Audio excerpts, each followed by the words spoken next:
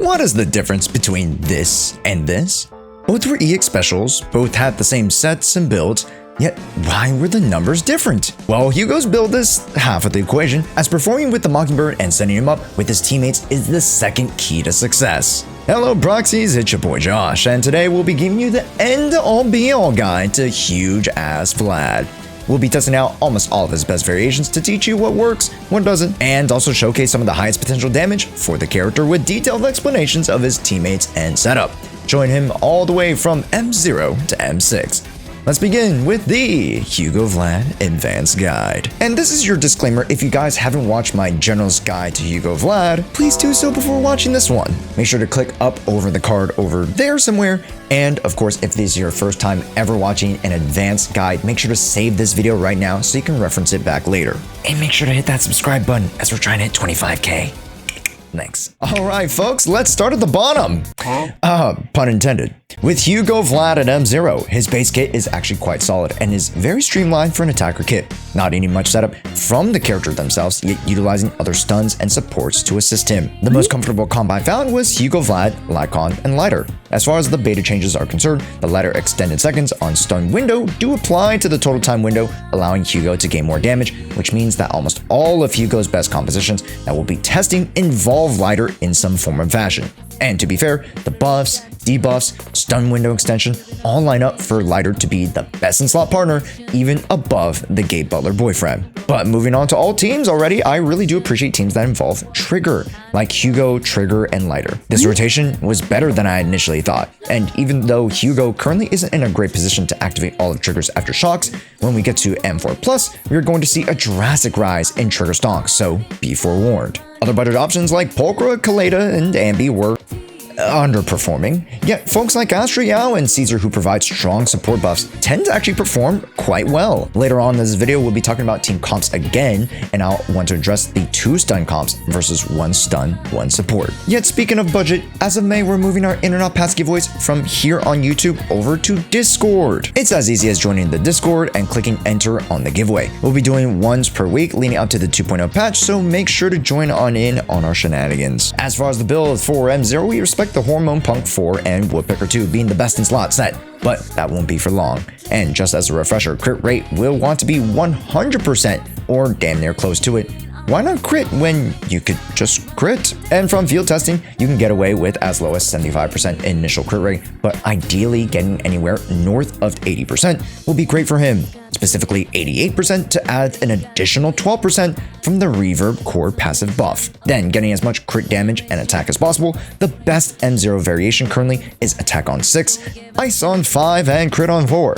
The difference between attack and ice is minimal, so this is mainly for the min-maxing players who are really pushing performance. And if you are casual, you should see little to no difference with ice and attack 5 disc if they have the same substats. And just to quickly review W Engine performance, the signature is strong, but more of a stat stick for Hugo. Yet it does play into the fact that he wants as little ramp time as possible, such that W engines like the Severed Innocence or Brimstone tended to perform less favorably at the budget level. And taking a look at the A tier options, the damage fall off is even that much more because of the lack of strong base stats, even though many like the Gilded Blossom, Mercado's Desire, Street Superstar, or even Starlight Engine have kit synergy, their bonuses just can't keep up. And here we are at with the M0 rotation showcase. And before we actually get into it, before we even get into the runs at all, I need you guys to do one thing in your game that would be a huge game changer. I'm gonna need y'all to head over to our settings. Yes, if you're watching and playing right now, go to your settings and slide over to your keybinds. See where it says chain cancel? We're gonna need you to get very familiar with that button or rebind it, because Hugo will always, and we mean always, be chain canceling after he launches his. Now, just as the same as my early access guide video, the rotation at M0 is pretty simple. You want to set up morale with Lighter, get all of your punches in, then I've actually set up Lycon with a very special set, the Proto Punk. And in my Twitter guide, I had people actually visibly confused with this set. Yet it turns out to be one of his best sets as a secondary stunner option, granting the team a 15% damage buff each time you defensive assist, and then running Shockstar on 2. Then all we need to do is head into the stun window. From here, chain Hugo, cancel to tag with Lycon, or you can start the window with Lycon. Either or will proc the stun damage multiplier bonus he has from his core ability. to set up a second chain from Hugo into his totalize. That can come from either his ultimate or his EX special. And for those who are curious why we do 2 Hugo chains, say that 5 times fast, versus just 1 M pop, because the time to stun would halt the damage of totalize, no? Well, that's somewhat the case, as yes, if you are on the slower end, you could end up losing a ton of time. Yet, with practice, this rotation should be super quick and immediate. That there are not too many buttons here, and with the chain attacks ending up to be 25% of the damage of the total contribution of a round, as well as the 25% of average of totalize, it makes sense that we prioritize a second chain versus the minimal losses in totalize potential. This, in summary, is one of his best rotations, and if you're looking for an alt rotation with other stun options, unfortunately, in this video, I don't have time to cover all character rotations because we just have so many other Mindscape variations to go through. But understand the underlying concepts. Set up buffs prior to stun. Make sure stun window buffs also get procced before you land your finishing totalized blow. Regardless of what character or set bonuses you have, just trying to set up all that damage to be factored into the totalize, well, that's all you need. Then let's move into M1. The M1 granting an additional 12% crit rate and 30% crit damage, totaling 24% crit rate and 55% crit damage buff from the reverb state is a pretty unassuming buff. But for the builders out there, you know how far 12% crit rate can go to optimize builds. Let's break this down so that even the dumb billies can understand. For standard crit rate rolls being 2.4%, you can skip out on 5 rolls in your substats, which would have equated to 12%. To roll into other offensive contributing stats like attack percent, crit damage, or even pen. All of those added onto more realized damage at the end of your totalize, and this means you can actually move either off of Woodpecker if you balance your stats right, or even swap out of the 4-slot drive from crit rate to crit damage. Yet in my personal experience, since you still want to be hitting 100% crit rate, I've still stayed alongside the Woodpecker 2. It's just so difficult to optimize the build, especially in the limited time I had in the CE server. But aside from that, we gain a modest 10 to potential 15% in damage increase. Nothing crazy because the gameplay doesn't change, but the build does. Yet Hormone 4, Woodpecker 2 still is the best in slot combination for M1. But everything changes when we flip the M2, because not only is the rotation different, but the builds and best in slot teammates start to change as well. M2 is a juggernaut of a Mindscape, and in recent memory, M2s have notoriously been strong jumps in character potential. Hugo is no different. Now, with M2, he rocks a whole new set, the Puffer Electro on 4 and Woodpecker on 2. But if you already have Hormone Punk built, don't worry, it doesn't lag behind that much. Just that at the speed at which you should be ulting, the Puffer Electro turns out to be a bit stronger in total bonus damage contribution. But moving on to the teams, Lycon starts to become less effective here, as we start to see 1 stun and 1 support comps actually showing up very well, almost too well in the charts. Astriel, Caesar King, and Lucy were all impressive candidates to begin with, even at M0. Played in DA runs that didn't have direct bonuses for stunners, we saw a dip in scores. Yet for runs like the Ballet Twins here with DA, and boom, the scores are eerily close. Again, this does not invalidate the Lycon and Lighter Stun tandem. Their scores are actually still incredible, and see a nice hike in performance numbers-wise and feel-wise in this instance. We also start to see rotations taking out the second chain and instead adding in the extra EX special.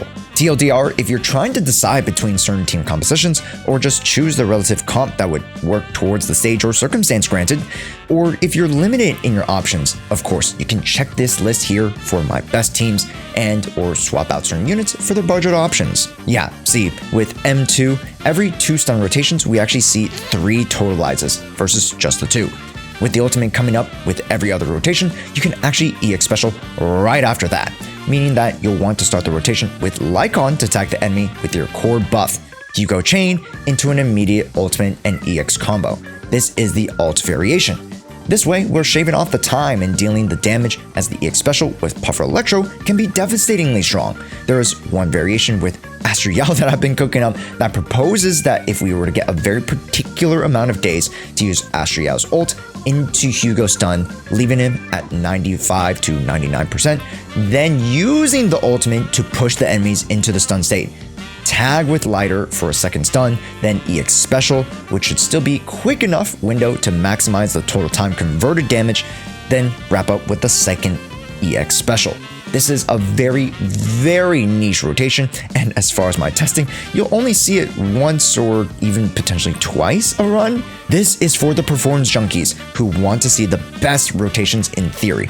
Yet, more than likely, sticking to the status quo and flowing with the simpler attack pattern is more than enough to get your high scores. Then moving on to M3 and M5, the reason me putting these two together is because their skill point increases. Yet these are even that much more important as the core buff from Totalize takes a percentage. Recall that around 3000% damage bonus from the skill multiplier. So the higher the skill damage, whether special or ult, it's going to affect the Totalize damage that much more. Again, multiplying a multiplier grants devastating damage, and you can clearly see the damage jump from our raw damage testing here. Then moving on to M4, this is where we start to incorporate Hugo's other highlighted portions of his kit, the charge attack. With the M4, anytime he launches a charge attack, he will grant himself the Lycon buff of 12% ice res down for 15 seconds. A very long-standing buff, because after you use it, say after finishing a Totalize, you should be able to get into another stun within the next 15 seconds if you're properly setting up your stun units and the rotations correctly. So the workflow doesn't change that much. Get into stun, chain, launch Totalize, and if you do so with ult, use your EX special for the second Totalize. Hold basic to automatically flow into the charge shot. Pretty simple. Yeah, for those who are running one stun, one support comps, make sure to have this buff at the ready right before you hit the stun, as sometimes there will be portions of your overall run that can lag or stall out, meaning that you'll want to be vigilant about all the buffs that you have to keep active. Other than that, this M4 isn't that big or drastic of a rotation or combat change. Yet, the 12% ice res down does move us away from Lycon and actually towards Trigger, as there will be more moments that you could just swap into Hugo and get some nice chip from the sniper's aftershock dashes. And I know we've been moving fast, but here we are at the M6. And oh boy, this is what y'all been waiting for. How good is Hugo M6? And was it worth your whole tax refund, college fund, and house down payment? Well, I'm here to say, yes. Sort of. Because although you're getting an amazing hike up in damage, the best rotation of Hugo Vlad still does not lie with him on the field. The total amount of damage as seen through the distribution is still vastly skewed with the stun window. In fact, because of the heightened damage from this 60% totalize bonus, yes, this can increase the supposed EX specials that you can perform outside of stun, but the optimized rotations basically conclude to us going through the same motions, popping stun, using our ult, then EX special to follow up from M2, then hitting the basic charge shot into another EX special, and then just doing that all over again. Because the damage from the off-stun Totalize is capped at 1000% bonus. You can't expect the damage to outweigh the damage contributions of the Totalize through stuns, which is so unfortunate.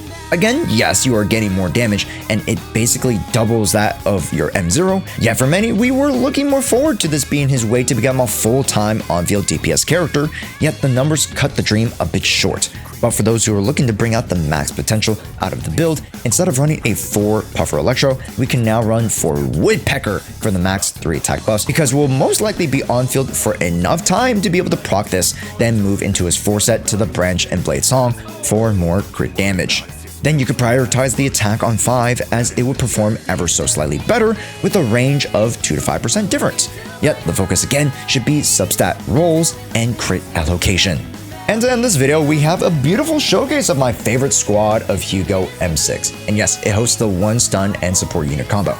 Like I mentioned earlier, as long as you can play to the numbers, anything is possible. As well, with Hugo relying so much on the knowledge of other units, learning how to rotate between 2 stunners when you use them, and how to prepare them is a whole nother can of worms that hopefully you were able to get a little bit more from this guide. With that, we'll end the video with 5 big booms. Boom! Boom! Boom! Boom! Boom! And with that, thank you so much for watching our Hugo Advanced Guide. Make sure to hit that like button and subscribe to catch more in-depth and variety content around our Gunnar game. And with this, I have a podcast to prep for, but make sure to catch this next video because you too, thanks will like it. Thanks so much for watching. Josh out.